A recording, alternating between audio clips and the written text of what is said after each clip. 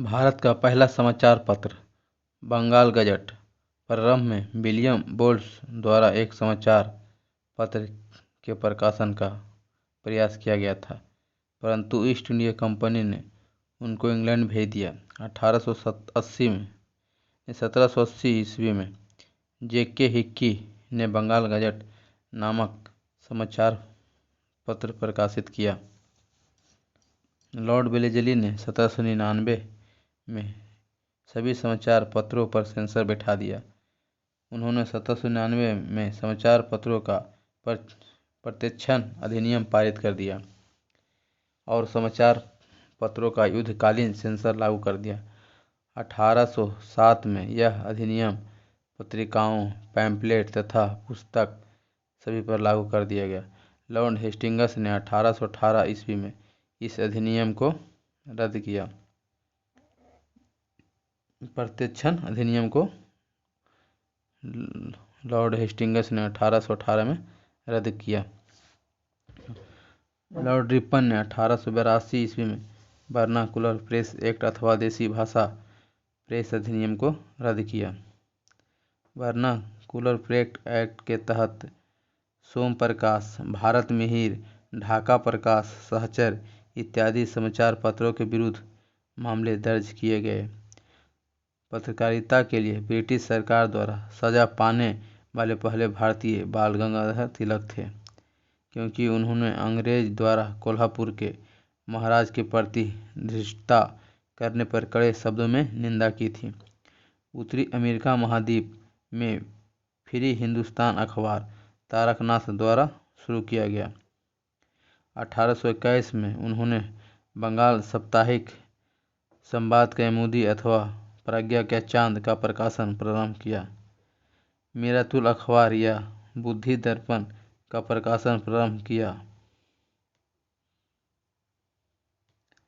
भारत को ब्रिटिश राज से मुक्त कराने हेतु संयुक्त राज्य अमेरिका और कनाडा में लाला हृदयलाल, सोहन सिंह भकना और करतार सिंह सराभा आदि ने मिलकर गदर आंदोलन की स्थापना की थी।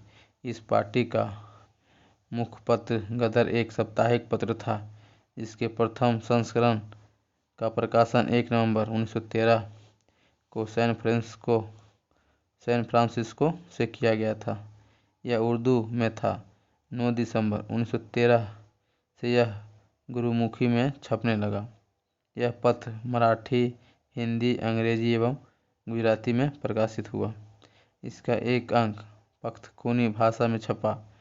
अमृत बाजार पत्रिका की स्थापना शिशिर कुमार घोष ने 1868 ईस्वी में कलकत्ता में की।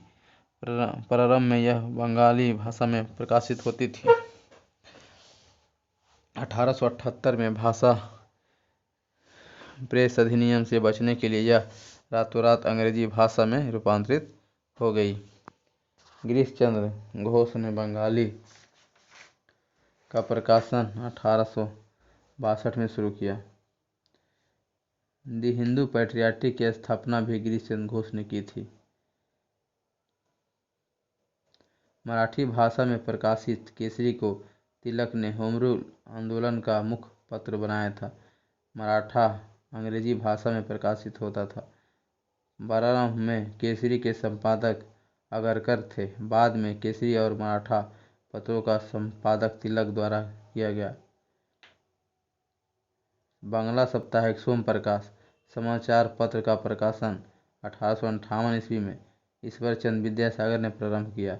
इस समाचार पत्र ने नील आंदोलनों के किसानों के हितों का समर्थन किया था।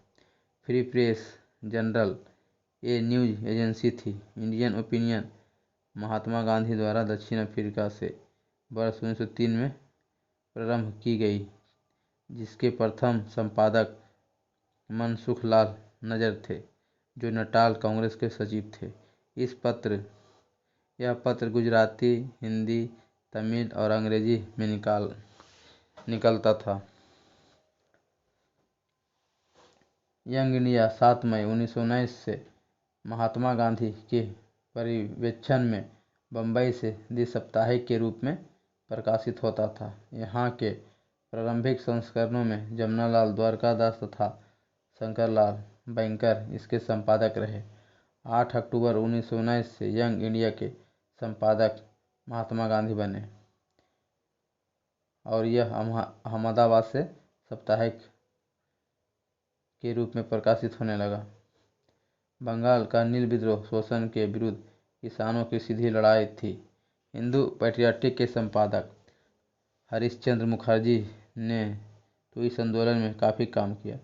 हिंदू पैट्रियटिक के पहले 2 वर्षों 1853 से 55 में गिरीशचंद्र घोष संपादक थे।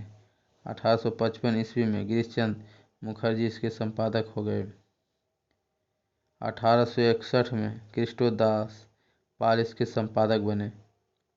वर्ष 1931 में दरभंगा के महाराज कामेश्वर सिंह ने दी इंडियन नेशन की स्थापना की। इसका प्रकाशन पटना से होता था। गांधी जी ने